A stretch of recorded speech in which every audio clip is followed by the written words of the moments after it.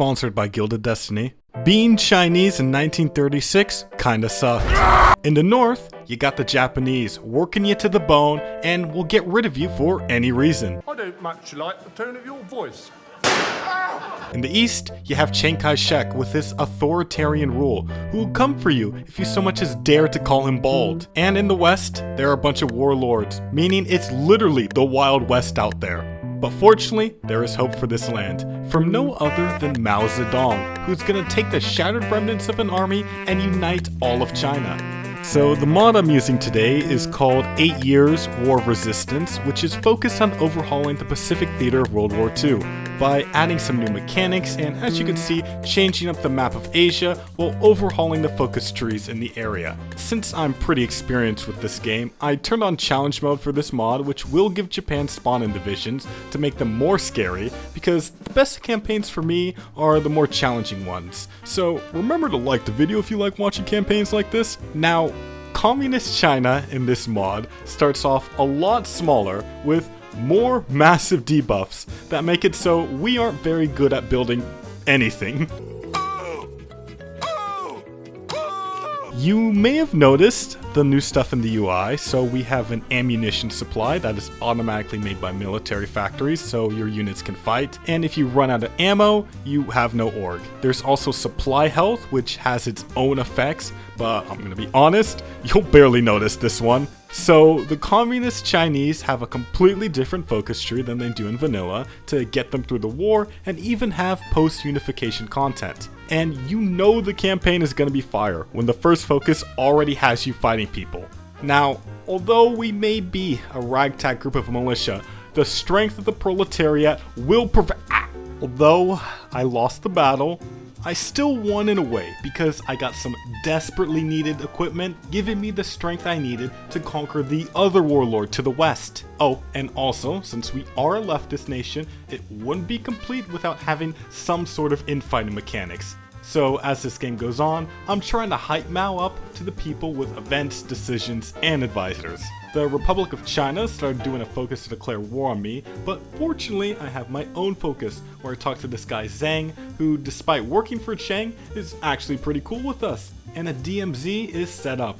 So when Chiang declares war on us, nothing actually happens. I get stronger as more communist soldiers and leaders arrive to strengthen our position, doubling our strength and giving me the confidence to undertake a daring operation to open a supply line directly to the Comintern. Hopefully, I'd actually be better than historical and win, but I don't know why, but I thought this event would declare war at the end of the focus, so I started off in a really bad spot and had to scramble my units over to the front line to start pushing. I pushed the clique back, but then I realized a problem.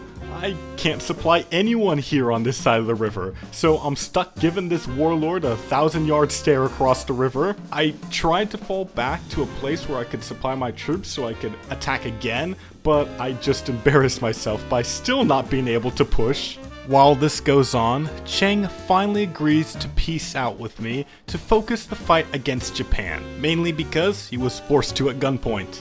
This got me some decent land that actually had some factories that I desperately needed.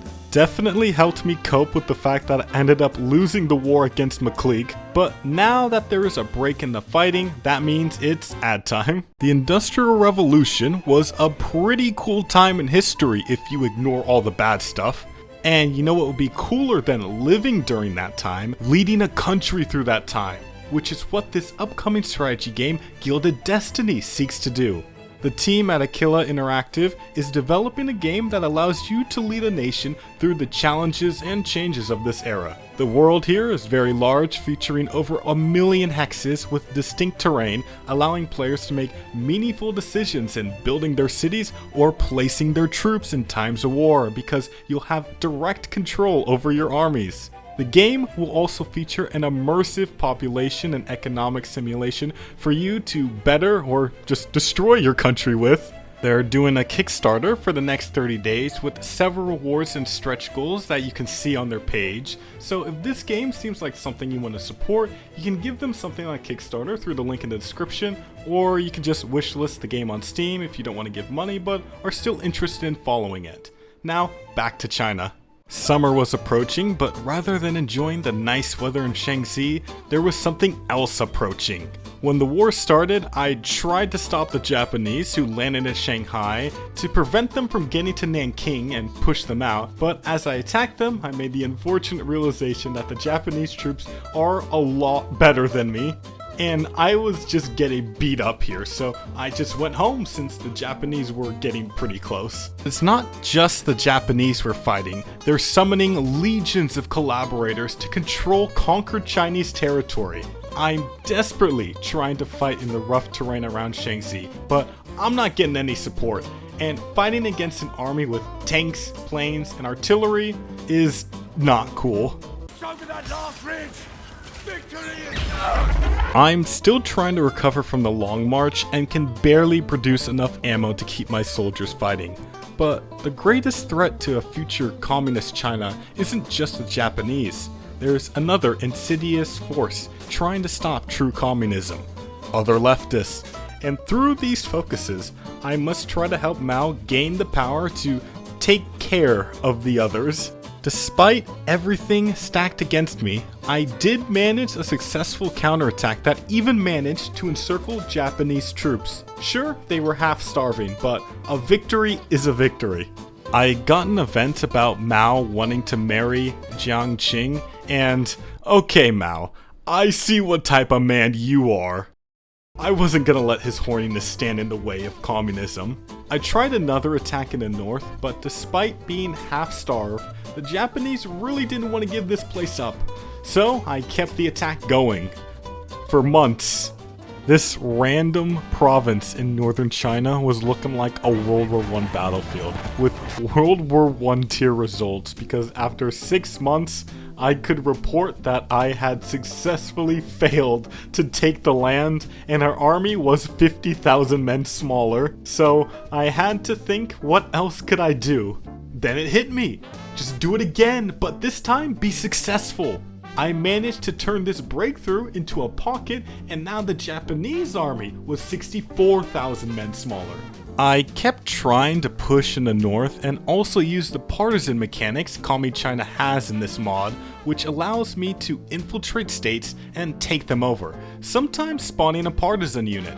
The partisan unit is pretty bad, but fortunately you can cheese it by changing the template, and when you do other uprisings, it will spawn with that new template. I tried to attack in other places in China, but my soldiers would run into this problem where machines in the sky kept bombing them, and my troops were not looking healthy afterwards. Another great trick Mao has is when I infiltrate states, I can use an ability to just snap away 15% of a unit's strength. So if a battle is looking tough in a certain state, then I just click a button to make some men disappear. Using this ability was the only way I was able to retake some of the rough terrain in Shaanxi at a more affordable cost. Taiyuan was the linchpin of the Japanese line here, so I had to take that city. I trained mountaineers that would lead a southern pincer south of the city and hopefully lead to an encirclement. But those guys were badly mulched, breaking through the Japanese lines, and I can't keep offensives going very long because I have no industry and the only international support I've been getting is being left on red. Finally, things would change in 1942 when Japan declared war on the Western powers, and thoughts and prayers evolved into bullets and rifles. After getting some of those rifles, friendly air support, and some partisan attacks, I actually take back the city. Now, with the Japanese out of position and low on supplies, I can move into the next step and get an encirclement, costing the Japanese 4 divisions and a very defensible position. The first successful offensive in 3 years. With the Japanese thinned out here, it was time to push them all the way back to the sea. Now, it wasn't easy because even with overwhelming numbers, they'd hit me with a upright, downright, and make me pay for every step. Despite the constant bombing, I did make a lot of progress. I liberated Beijing and encircled more Japanese troops. We actually had a mobile front where opportunities would present themselves and I could inflict a lot of pain on the Japanese army. And it was definitely taking a toll on their ability to fight. I took a break to look around the world, and I'm actually impressed with how the European theater is going. Looks like the Soviets blunted the German advance and we're pushing back now. Also, the Allies pushed the Italians out of Libya, so things are going pretty historical now. And it seems like the damage they've caused to the Japanese in China had stopped them from making too many gains in the South Pacific and Burma. My gains in northern China couldn't be held when the Japanese launched a major counteroffensive against it. But even though we lost land, we gained something better. Mao became the new chairman of the Chinese Communist Party. His first order to guide the Chinese Communist Party to true communism was to get rid of the slightly different leftists. The second order was to attack in central China, but forces outside my control made that very hard. I took massive strength losses, but at least Chiang Kai-shek was kind enough to help a brother out. I regained my strength, and once more I tried to liberate central China. It was a grind to make a breach in the Japanese lines, but I got lucky and was able to keep pushing. I kept expanding the front, and the Japanese couldn't hold back the horde of divisions that made a breakthrough. Then I realized I could completely cut the Japanese supply lines to their positions in western China. I moved south as fast as I could and soon liberated the city of Wuhan, pocketing at least 250,000 co-prosperity sphere troops. And I wasn't the only one getting W's against the Axis. Even in Europe, the Soviets were liberating wide swaths of their land, while the Allies got a landing in Italy. It took a while to clean up the pocketed Japanese troops, but after that, we needed to get right back on the offensive. I couldn't allow the Japanese time to recover.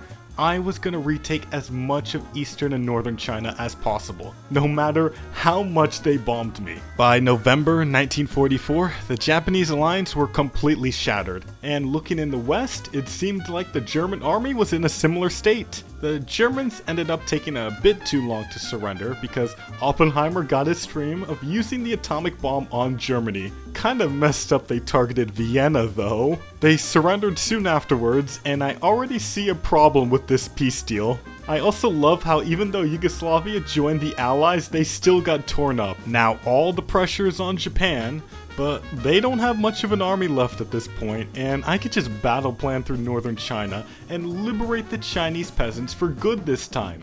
As I pushed into Manchuria, the Soviets finally decided to join in on the fun and beating up the Japanese, and Manchuria was gone pretty quickly after this. Japan soon tapped out for good, finally ending the Second Sino-Japanese War. Fortunately, before the fighting ended, we got some very nice gifts from other countries to prepare for the next part. Without a common enemy, it was time to abandon our alliance and destroy the Republic of China now that we're in a much stronger state. First, I need to fight the ROC for control of Soviet-occupied Manchuria, and while this happens, I can fight border wars against the remaining warlords. We had a chance to meet with the Nationalists and try to resolve this peacefully in government, but that would be boring, so we threw that proposal in the trash.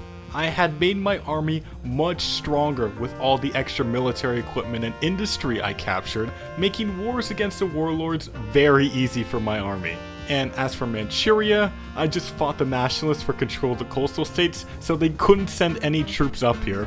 In September 1946, I finally felt strong enough that I could take on my main rival and declared war on the Republic of China. Initially, things looked okay. I was able to make some quick gains in central China, and I secured Qingdao, but it quickly turned into a stalemate. So I figured at this point, with a much better army, I should pick a better doctrine with a lot more pushing power. I still couldn't attack for a while because the nationalist armies would just constantly pin me down with suicidal charges, but eventually they ran out of equipment, and I could make attacks of my own.